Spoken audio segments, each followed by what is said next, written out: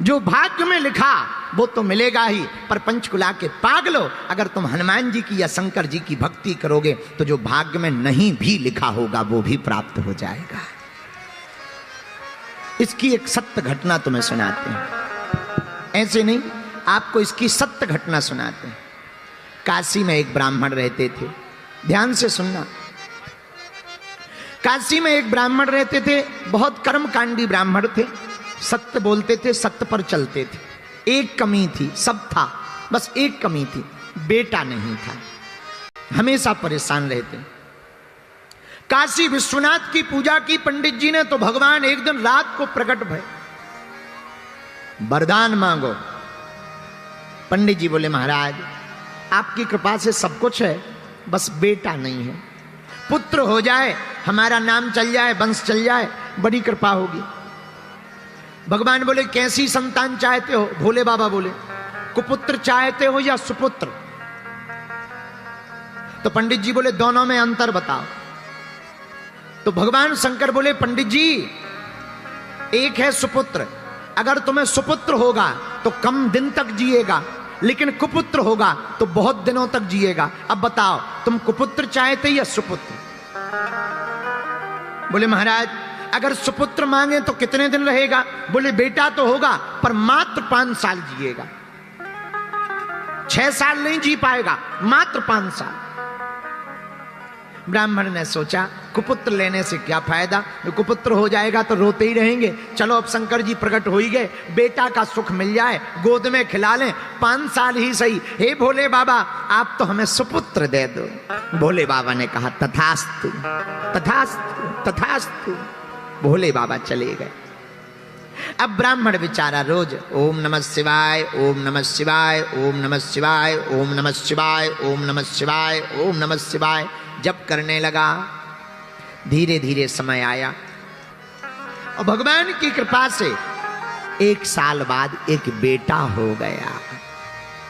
तो खुश भी हो और दुखी भी हो, रोए भी और हंसे भी। बेटा हो गया, नाम हो गया, खिलाने में अच्छा लगेगा, लेकिन ज्यादा दिन का मेहमान नहीं है, 5 साल का मेहमान। तो बार बार रोवे, याद आवे तो रोवे, बेटा को गोद में ले। इसी टेंशन में कब 4 साल बीत गए पता ही नहीं लगा। अब धीरे धीरे 5वां वर्ष लग गया।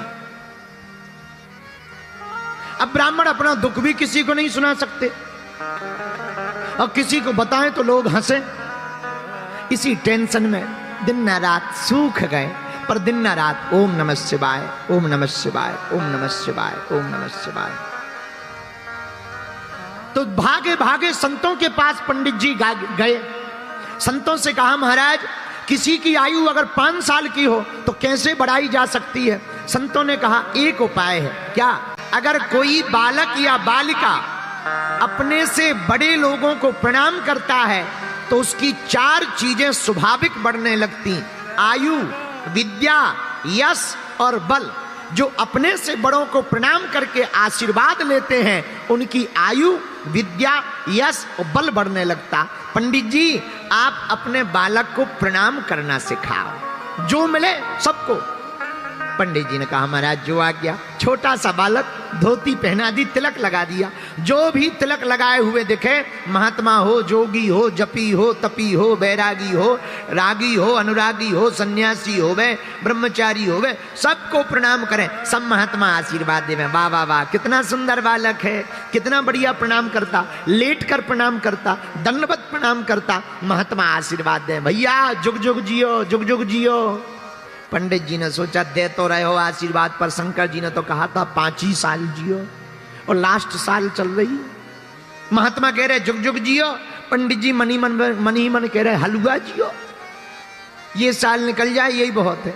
मन में रोने लगे पंडित जी। ब्राह्मण जावे, धीरे धीरे समय बीत गया। आहा, आयु के मात्र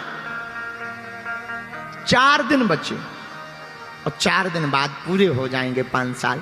अब तो रात दिन ना रात रोने लगे।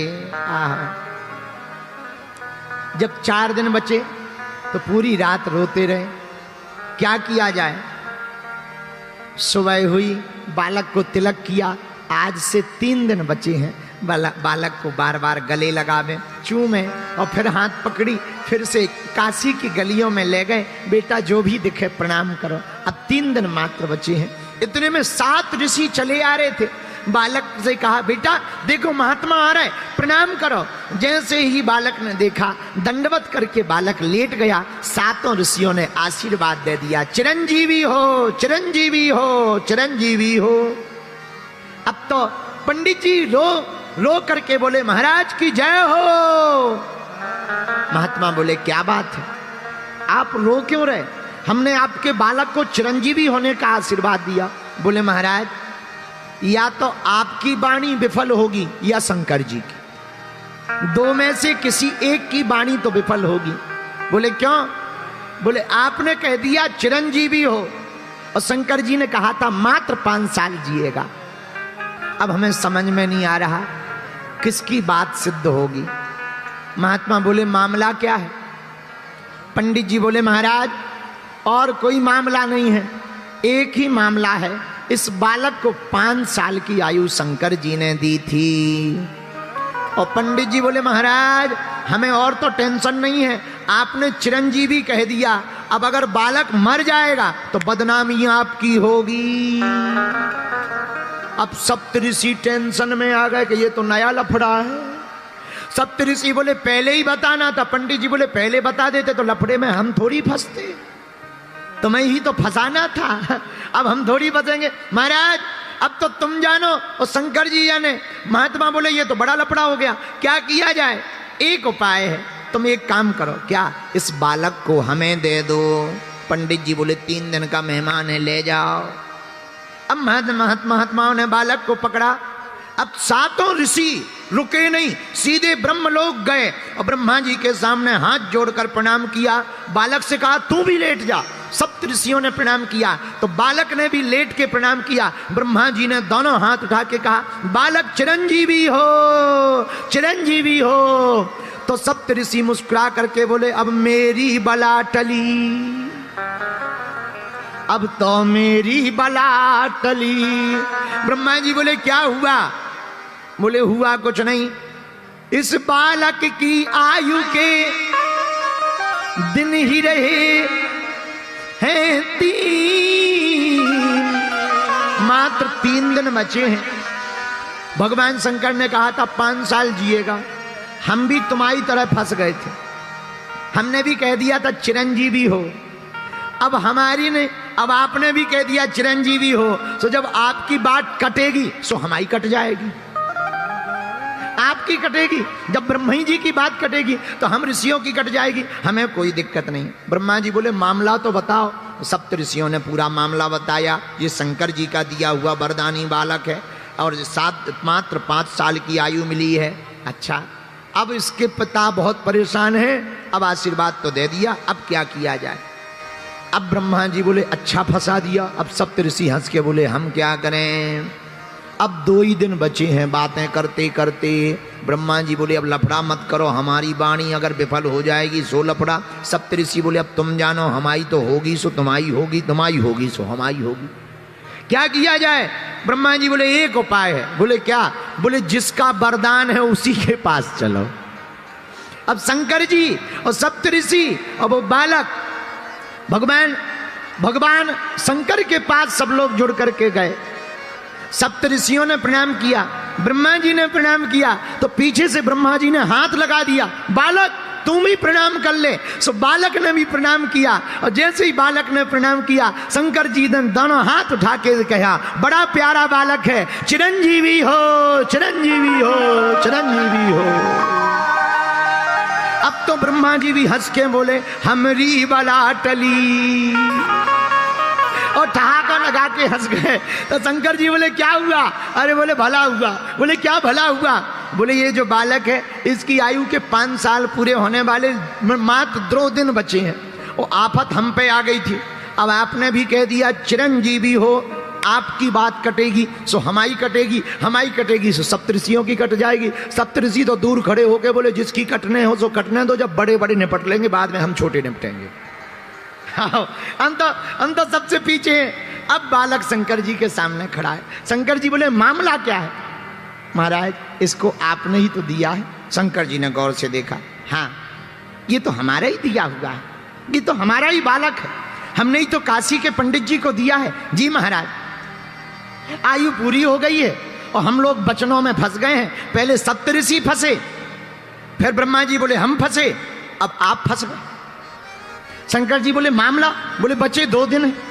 अब शंकर जी बोले ये तो और बड़ी खतरनाक बात, थोड़ा 10-15 दिन पहले आते, व्यवस्था करते, मीटिंग करते, जमराज से बात करते, धर्मराज से बात करते, कोई नया संशोधन करके न्यू बिल पास करते, पारित करते। अब तो बड़ा लफड़ा हो गया, 2 ही दिन बचे। कोई बात नहीं, एक काम करो, तुम लोग जाओ, बालक को यहीं छोड़ दो।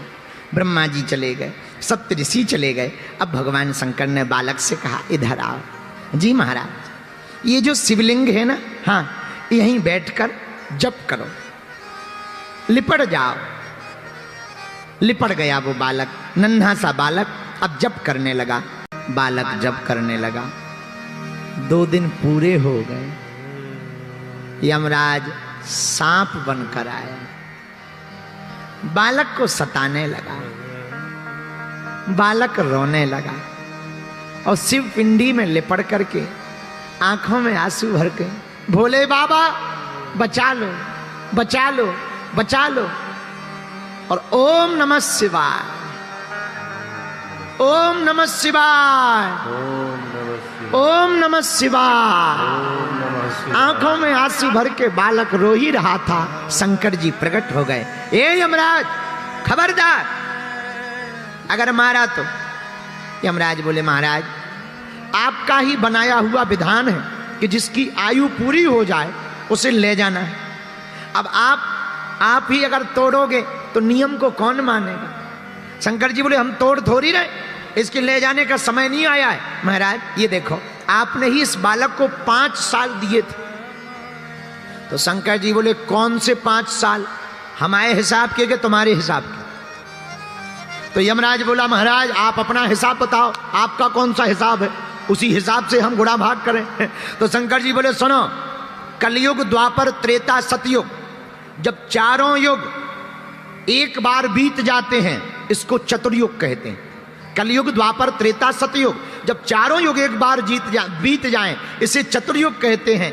ऐसे चतुर्युग जब 71 बार बीत जाते हैं तो उसका एक मनवंतर बनता है। ऐसे 14 मनवंतर जब बीत जाते हैं तो उसका एक कल्प बनता है। और ऐसे एक कल्प के अनेक कल्प बीत जाते हैं तब ब्रह्मा जी का दिन एक बनता है। और ब्रह्मा जी का दिन एक बने ब्रह्मा जी का, तो शंकर की एक रात हो पाती है। ऐसे लगाओ गुणा भाग, फिर हमारा दिन, फिर दिन के महीना, फिर महीने के साल, उसमें से 5 साल निकालो। जमराज बोले हो गया काम। बोले क्यों? बोले 4 युग बीते तो चतुर्युग, फिर चतुर्युग 71 बार बीते तो मनमंतर, मनमंतर जब 14 बार बीते तो एक कल्प। और ब्रह्मा जी की आयु में बीते कल्प अनेक, ऐसे ब्रह्मा 10 बने तब शंकर का दिन 1। यमराज बोला हम तो घर जा रहे। शंकर जी बोले घर क्यों जा रहे? बोले जब 10 ब्रह्मा जी बदल जाएंगे तो जमराज तो पता ही नहीं कितने बदल जाएंगे। तो हम यहाँ इसका वही खाता लिख के करेंगे क्या? जब 10 ब्रह्मा ही आपके एक दिन में बदल जाने तो दिन के महीना पे महीना के साल। शंकर जी बोले ऐसे दिन के मास गिन, मासों के पुनि वर्ष, ऐसे 5 वर्ष तक पृथ्वी पर यह बालक रहेगा साहर्ष। ऐसे 5 सालों तक ये बालक पृथ्वी पर रहेगा। यमराज ने हिसाब लगाया, हिसाब 12,000 करोड़ साल से ऊपर आया मनुष्यों के, 12,000 करोड़। यमराज बोले महाराज अब हमारा बही खाता इसका खत्म है, आप अपने हिसाब से देखना, हम जा रहे। भैया तुरंत दोनों कागज फाड़ दिए। अब वो बालक आज भी है। उसी बालक को कलयुग में मार्कंडेय मुनि के नाम से जाना गया है। उन्हें मार्कंडेय मुनि के नाम से जाना गया। मार्कंडेय मुनि के नाम से उनकी पूजा की जाती है। मेरे पागलों, राम जी की कृपा हो जाए तो मरने वाला भी बच जाता है।